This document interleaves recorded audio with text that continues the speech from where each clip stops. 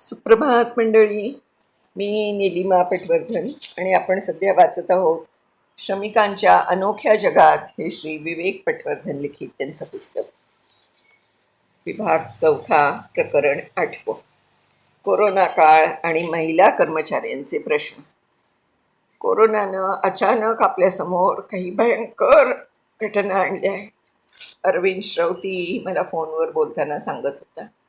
पुण्याच्या औद्योगिक क्षेत्रात अरविंद सुमारे 100 कामगार संघटनांचा सल्लागार आहे आणि औद्योगिक संबंधांच्या प्रश्नाकडे सकारात्मक आणि मानवतावादी दृष्टिकोनातून पाहणारा अशी त्याची ख्याती आहे.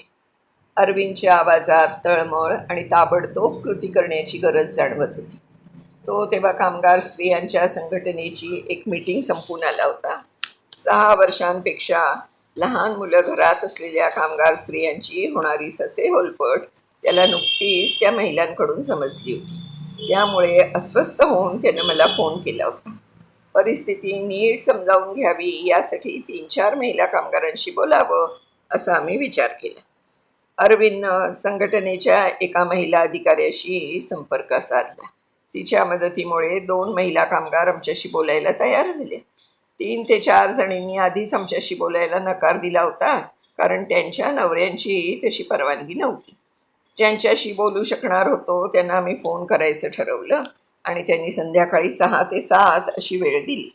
संध्याकाळसाठी स्वयंपाक बनवणं आणि इतर कामं सुरू करण्यापूर्वी दिवसभरातील इतर कामं आटोपल्यानंतर त्यांना तेवढाच वेळ मिळू शकणार होता. आमच्या कारखान्यात 300 स्त्रिया काम करतात. बऱ्याच जणींना लहान मुलं आहेत आणि कोरोनामुळे आता त्यांना खूप समस्या आहे असं त्या सांगत होत्या. आम्ही सकाळी 6:15 वाजता सुरू होणाऱ्या पहिल्या पाळीत काम करतो. कारखान्यात पोचायला सुमारे 2 तास लागतात. त्यामुळे बस आम्हाला साधारण 4:15 वाजता घ्यायला येते. आम्ही पहाटे 3 वाजता उठतो आणि मुलांना घेऊन 4 वाजता बसमध्ये चढतो. कंपनीच्या पाळणाघरात मुलांना ठेवतो. मुलांना सांभाळणं आणि कारखान्यात काम करणं याचा तोल सांभाळावा लागणार हे आम्ही मान्य केले. मग कोरोनामुळे सगळं थांबलं. आता आमचा कारखाना 21 मेपासून परत सुरू झाला आहे.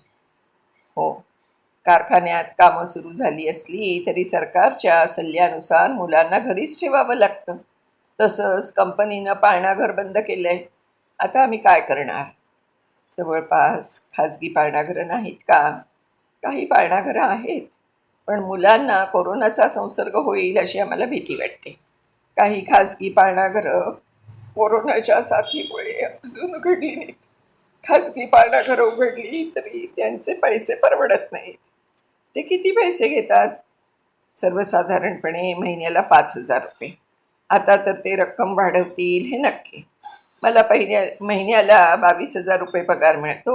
मी 2 खोल्यांच्या घराचं भाडं 7,000 रुपये देते. अनेक कमावत्या स्त्रियांचा पगार हे घरातलं एकमेव उत्पन्न आहे. त्यांच्या नवऱ्यांना नोकरी नाही किंवा इतर कोणतंही ठराविक उत्पन्न नाही. बेरोजगारीचं प्रमाण खूपच जास्त आहे.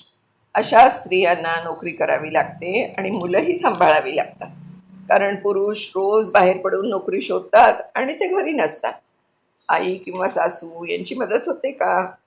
खूप कमी स्त्रियांना असं घरून सहाय्य मिळतं. मी माझ्या आईला इथे येऊन राहा आणि मदत कर असं म्हणू शकत नाही. आमचे गावातले नातेवाईक पुण्या मुंबईला संसर्गाच्या भीतीमुळे यायला घाबरतात. तिला विचारा, घरमालकानं कोणीही बाहेरचा माणूस, अगदी नातेवाईकसुद्धा घरी राहायला बोलवायचा नाही अशी तिला तंबी दिली आहे. त्यातून कोरोनाचा फैलाव होईल अशी त्याला भीती वाटते. थोडक्यात स्त्रियांना घरून काहीही मदत मिळणं शक्य नाही, बरोबर? अनेक वेळेला आई किंवा सासू मुलांना सांभाळू शकत नाही. 1.5-2 वर्षांची मुलं घरभर पळत असतात आणि 70ला पोचलेल्या त्या वृद्ध बायकांना त्यांच्या मागे पळणं अशक्य असतं. माझी एक मैत्रीण आहे, माझ्याबरोबरच काम करते. तिचा लहान मुलगा अजून अंगावर पितो. तिच्या घरी नवऱ्याशिवाय कोणी नाही. त्याला नोकरी असल्यामुळे तो घरी नसतो. कंपनीनं पाळणाघराची व्यवस्था केली नाही तर ती कामावर कशी जाणार? तिथे मुलाला घरी ठेवूच शकत नाही. सरकार म्हणतं त्या मुलाला कामावर नेता येणार नाही आणि कंपनीनं पाळणाघर बंद केलं आहे. हे खूप खरं आहे. आम्ही कामावर घराबाहेर पडून 11 तास घालवतो. आम्ही 8 तास काम करतो आणि 3 तास कामावर पोचण्यासाठी प्रवासात घालवतो. आमचा कारखाना परत सुरू झाल्यापासून जनरल शिफ्ट सुरू आहे. आता आम्हाला 6:15 वाजता घर सोडावं लागतं, पण तरी घराबाहेर 11 तास बाहेर काढावेच लागतात. आम्हाला मुलं घरी ठेवता येत नाहीत, त्यामुळे आमच्या रजा या विनावेतन रजा मानल्या जातात. अशा विनावेतन रजा वाढत जातील अशी आम्हाला भीती आहे. त्यामुळे एक दिवस आमची नोकरी जाऊ शकते. आम्ही व्यवस्थापनाला 1 महिना विनावेतन रजा मंजूर करा अशी विनंती केली. त्यांनी ते मान्य केलं तरी समस्या उरणारच. वेतनाशिवाय जगणार कसं? मात्र नोकरी गमावण्यापेक्षा ते बरं असा आम्ही विचार केला.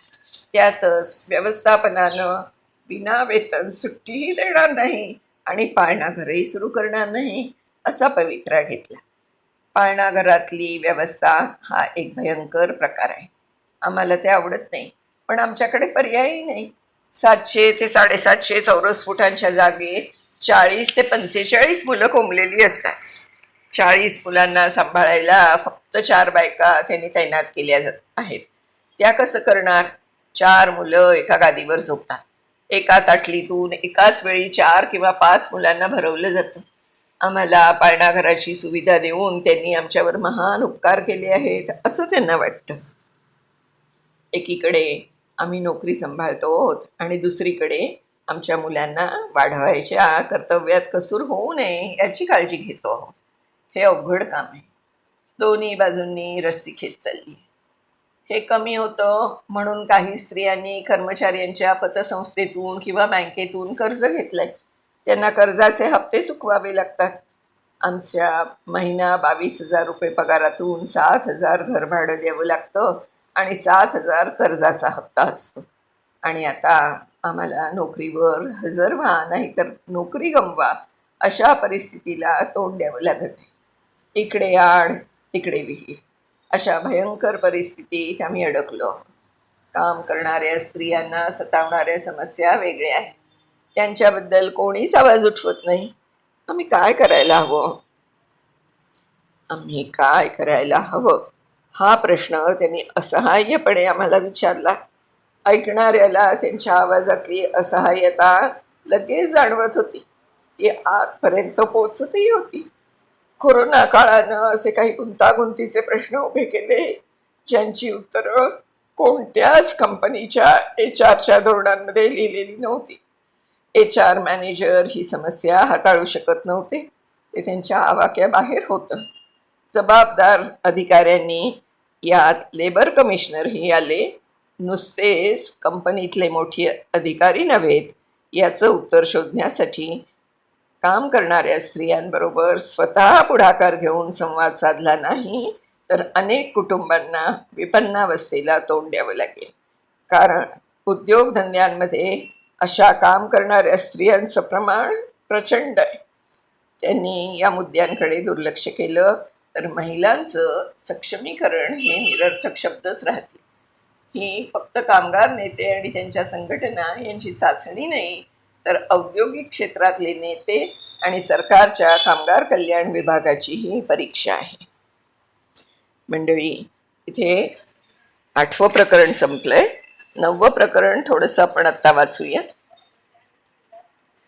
भीती, आशा आणि आजच्या जगातले औद्योगिक संबंध. मी 2009 साली निवृत्त झालो. निवृत्तीचा फायदा म्हणजे HR व्यावसायिक ही तुमची ओळख पुसली जाते. ती भूतकाळातली एक बाब ठरते आणि नवीन व्यक्तिमत्व आकाराला येतं. माझ्या बाबतीत हे नवीन व्यक्तिमत्व कर्मचाऱ्यांबरोबरच्या नातेसंबंधाबाबतीत एक कुतूहलपूर्ण आणि जिज्ञासू निरीक्षकांचं आहे. तुम्ही कंपनीत काम करत असताना तुमच्या लिहिण्याला आणि बोलण्याला मर्यादा असतात. माझ्या निवृत्तीनं ते निर्बंध काढून टाकले.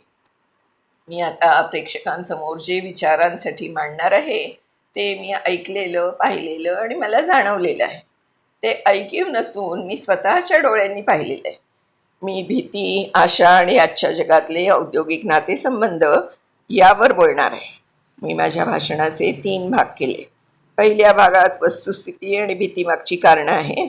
दुसऱ्या भागात वस्तुस्थिती नक्की काय आहे आणि मला आशा आशा कशामुळे वाटते ते आहे, आणि अखेरीस आपल्या समोरच्या समस्या काय आहेत याबद्दल आहे. तर मंडळी, आता हे जे त्यांचं विश्लेषण आहे, म्हणजे लिखाण त्यांचं जे काही त्यांनी लिहिलेलं आहे लेखकांनी, विवेक पटवर्धन यांनी, त्या भाषणाचे जे 3 भाग आहेत ते आपण उद्या वाचायला सुरुवात करूया. तोपर्यंत मी निलिमा पटवर्धन आपली रजा घेते. पण हे सगळे जे त्यांच्या मुलाखती आहेत, स्त्रियांचे प्रश्न, मजुरांचे प्रश्न, हे खरंच अतिशय म्हणजे हृदयद्रावक, अगदी पिळवटून टाकणारे असे आहेत. काय करायचं या लोकांनी, कसं जगायचं? आपण जे साधारण सामान्य वर्ग, पांढरपेशा वर्ग असं म्हणतो, त्या लोकांना, या लोकांच्या जीवनाची, त्यांच्या आयुष्याची, ते कसं जीवन कंटाळतात किंवा काय प्रसंगांना त्यांना सामोरं जावं लागतं याची कल्पनासुद्धा येऊ शकणार नाही असं मला वाटतं. तुम्हाला काय वाटतं? मला नक्की कळवा, कॉमेंट्स करा. तुमच्या ज्या काही प्रतिक्रिया असतील त्या मला नक्की कळवा. मी खूप आतुर आहे तुमच्या प्रतिक्रियांसाठी. धन्यवाद. उद्या भेटूया श्री विवेक पटवर्धन यांच्या भाषणाचे जे 3 भाग आहेत त्यातल्या पहिल्या भागासह. धन्यवाद.